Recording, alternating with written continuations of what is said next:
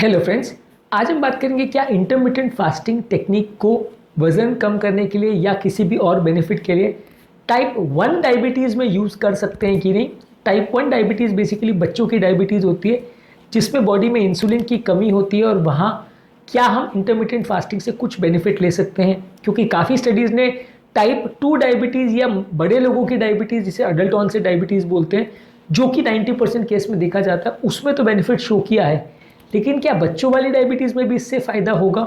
क्या है रिस्क, आज इसको बात करेंगे।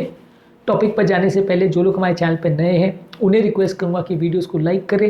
रेगुलरली वॉच करें, सब्सक्राइब करें, फॉलो करें और पॉसिबल हो तो शेयर भी करें। यूजली टाइप 1 डायबिटीज़ एक ऐसा स्टेट है जिसमें बॉडी में इंसुलिन किसी कारणवश कम बन पाता है और कम इंसुलिन होने की वजह से बॉडी में इंसुलिन डिफिशिएंसी होती है जिससे इनको प्रॉब्लम्स होती है और ज़्यादा इंसुलिन ऊपर से उनको देना पड़ता है। यही कारण है कि टाइप 1 डायबिटीज़ में ज़्यादातर इंसुलिन बनाने वाली मेडिसिन भी उतना प्रयोग नहीं की जाती है, वो ज़्यादातर मेडिसिन भी उपयोगी नहीं होती है क्योंकि बॉडी में इंसुलिन बनता ही कम है, इसलिए शरीर में हाइपो इंसुलिनीमिया की कंडीशन होती है जिसके लिए हमको बाहर से इंसुलिन लेना पड़ता है। इसलिए ज़्यादातर टाइप 1 डायबिटीज़ में बाहर से इंसुलिन लेना ज़रूरी है और ये कॉमनली देखा गया है कि ज़्यादातर टाइप 1 डायबिटीज़ वाले बच्चे दुबले पतले ही होते हैं, ज़्यादातर क्योंकि बॉडी में इंसुलिन कमी होता है और इंसुलिन मोटा करने वाला हार्मोन है बॉडी में। तो क्योंकि इंसुलिन कम होता है तो ज़्यादातर ये बच्चे जिनको इंसुलिन की कमी होती है वो अपने आप में ही दुबले पतले होते हैं। इसीलिए ज़्यादातर इंटरमिटेंट फास्टिंग टेक्निक को टाइप 1 डायबिटीज़ में उतना उपयोगी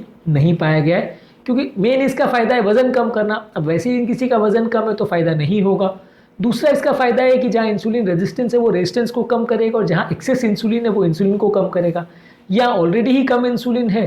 तो फ़ायदा होने के चांस कम, उल्टा नुकसान होने के चांस ज़्यादा हो सकते हैं कि ज़्यादा इंसुलिन कम हो गया तो बॉडी कीटो एसिडोसिस में जा सकती है जो कि नुकसानदायक हो सकता है। तो इसलिए टाइप 1 डायबिटीज़ में ज़्यादातर इंटरमिटेंट फास्टिंग टेक्निक रिकमेंडेड नहीं है। फ़ायदा होने के बदले आपको उल्टा नुकसान भी हो सकता है। अगर करना चाहें तो थोड़ा बहुत बेनिफिट हो सकता है, खासकर उन लोग को जिनको लेट ऑनसेट डायबिटीज़ हुआ हो और खासकर जिनका वज़न भी अगर साथ में ज़्यादा हो तो वो कर सकते हैं वज़न कम करने के हिसाब से। लेकिन सावधानियाँ बहुत ज़्यादा रखनी पड़ेगी और अगर प्योर टाइप 1 डायबिटीज़ है जिसमें बॉडी में इंसुलिन काफ़ी कम है तो उतना ज़्यादा सक्सेसफुल ये टेक्निक उस फेज़ में नहीं हो पाएगी, आपको उतना बेनिफिट्स नहीं मिलेगा, वज़न भी उतना ईजिली कम नहीं होगा जितना बाकी टाइप 2 डायबिटिक्स में होता है। यदि कोई व्यक्ति का वज़न ज़्यादा है और टाइप 1 डायबिटीज़ है तो अगर उसको करना है फास्टिंग तो ध्यान रखना पड़ेगा कि हाइपोग्लाइसीमिया ना हो क्योंकि बॉडी में ऑलरेडी इंसुलिन की कमी है और आप ऊपर से खाना नहीं खा रहे हो या बाहर से अगर आपने साथ में इंसुलिन दे दिया तो सडनली शुगर लेवल कम हो सकते हैं, तो आपको दवाइयों के डोज को एडजस्ट करना पड़ेगा। दवाइयों को ऐसे टाइम पर ज़्यादा लेना पड़ेगा जब बॉडी में शुगर्स थोड़े हो या जब आप खाना खा रहे हो उस टाइम पे, जो फीडिंग विंडो है उस टाइम पे आप इंसुलिन लोगे तो फ़ायदा होगा। अगर आप फास्टिंग विंडो में इंसुलिन ले लेते हो तो नुकसान हो सकता है। अब फीडिंग विंडो फास्टिंग विंडो क्या है, इंटरमिटेंट फास्टिंग पर हमने ऑलरेडी काफ़ी वीडियोज़ किए, उसमें बेसिकली टाइम डिपेंडेंट डाइटिंग होती है, यानी 12 घंटे का फास्ट 12 घंटे खाना ऐसा करना है। तो जो 12 घंटे आप फास्टिंग कर रहे हो उसमें आप सिर्फ पानी लेते हो, कुछ नहीं लेते हो, और जो 12 घंटे आप खाना खा रहे हो उसमें आप नॉर्मल खाना लेते हो, कम कैलोरी वाला, लो शुगर वाला। इसके अलावा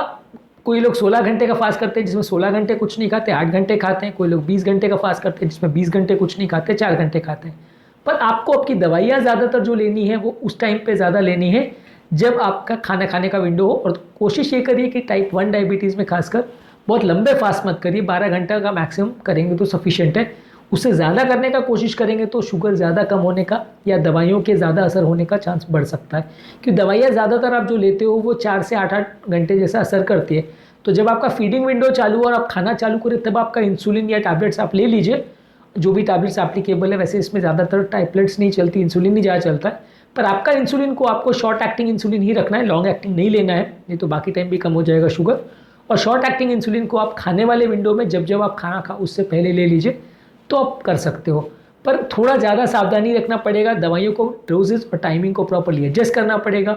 और शुगर को रेगुलरली मॉनिटर करना पड़ेगा, क्योंकि कई बार सब करने के बावजूद भी सडन शुगर लो हो सकती है। तो अगर वैसा हो और हाइपोग्लाइसीमिया के सिम्टम्स हो तो हाइपोग्लाइसीमिया को जैसे मैनेज करते हैं वैसे आपको मैनेज करना पड़ेगा, तुरंत ग्लूकोज वगैरह दे के फास्ट को तोड़ना पड़ेगा और आपको शुगर को प्रॉपर्ली मैनेज करना पड़ेगा। हाइपोग्लाइसीमिया को जैसे करना है वैसे मैनेज करना पड़ेगा, पर रेगुलर मॉनिटरिंग ज़रूरी है क्योंकि कई बार कैलकुलेशंस गलत हो जाती हैं और खाने का आगे पीछे होने की वजह से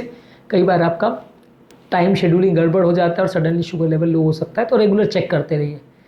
इसके अलावा बॉडी का न्यूट्रिशनल बैलेंस मेंटेन करने के लिए जब आप नॉर्मली खा रहे हो तो उस समय बहुत हाई शुगर वाली चीज़ें नहीं खाएं। Complex carbohydrate, vitamin, minerals, healthy fats, proteins और फाइबर वाली चीज़ ज़्यादा खाएं, जिसकी वजह से शुगर बहुत ज़्यादा फ्लक्चुएट ना करे, स्टेबल रहे।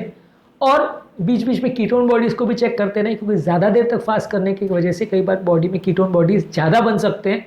और कीटोन बॉडीज़ यदि 5 मिलीमोल से ज़्यादा बन रहे हैं तो डेंजरस हो सकता है, तो वैसे केस में दाखिल करने की ज़रूरत भी पड़ सकती है। तो कितने कीटोन बॉडीज़ बन रहे हैं, अगर पॉसिबल है तो यूरिन स्टिक द्वारा या ब्लड टेस्ट द्वारा आप इसको चेक कर सकते हैं। कीटोन बॉडीज़ को कैसे चेक करते हैं, उसकी नॉर्मल वैल्यूज़ क्या होती है, और कीटोन डाइट या फास्टिंग के दौरान कितनी वैल्यूज़ होनी चाहिए, उस पर हमने ऑलरेडी एक सेपरेट वीडियो किया जो कि आप मेरे चैनल पर देख सकते हैं। तो बेसिकली आपको कोशिश ये करनी है कि आपको लॉन्ग फास्ट नहीं करना है, शॉर्ट फास्ट करना है, और क्या खा रहे हैं उस पर फोकस करना है, दवाइयाँ किस तरह से ले रहे हैं उस तरह पे फोकस करना है, और कीटोन बॉडीज़ बहुत ज़्यादा तो नहीं बन रही है इस पर भी फोकस करना है। टाइप 1 डायबिटीज़ में मान के चलिए प्रैक्टिकली ये उतना ज़्यादा यूज़फुल नहीं होगा, तो इसलिए सोच समझ के डॉक्टर के साथ डिस्कस करके ज़रूरी हो तो ही इसको अडॉप्ट करें, नहीं तो नहीं। टाइप 2 डायबिटीज़ में तो डेफिनेटली आप इसको यूज़ कर सकते हो, डॉक्टर के साथ डिस्कस करके प्लान आउट कर सकते हो, उसमें तो आपको पक्का ही फ़ायदा होगा, क्योंकि ज़्यादातर पेशेंट्स का वज़न ज़्यादा होता है और ज़्यादातर पेशेंट्स का इंसुलिन बॉडी में एक्सेस होता है, तो टाइप 2 डायबिटीज़ में बाय डेफिनेशन ही आप इसको ईजिली यूज़ कर सकते हो, बस ये कि दवाओं को थोड़ा एडजस्ट करना पड़ेगा। टाइप 1 डायबिटीज़ में सोच समझ के, देख के, डॉक्टर के साथ डिस्कस करके, और वो अलाउ करें, किसी एक्सपर्ट की गाइडेंस में ही करें तो ही अच्छा है। किसी ऐसे डॉक्टर की गाइडेंस में किया जिनको खुद ही इसके बारे में ज़्यादा नॉलेज नहीं है, तो फिर प्रॉब्लम्स हो सकती है, रिस्क बढ़ सकता है, लॉन्ग टर्म इश्यूज़ हो सकते हैं, तो आप थोड़ा ध्यान से सोच के पूछ के फिर ही करें तो ज़्यादा अच्छा है। उम्मीद करूँगा कि आज के टॉपिक में कुछ नई बातें जानने को मिली होगी। जो लोग हमारे चैनल पर नए हैं उन्हें रिक्वेस्ट करूँगा कि वीडियोस को लाइक करें, फॉलो करें, कमेंट करें, सब्सक्राइब करें चैनल को, पॉसिबल हो तो वीडियोस को शेयर भी करें। थैंक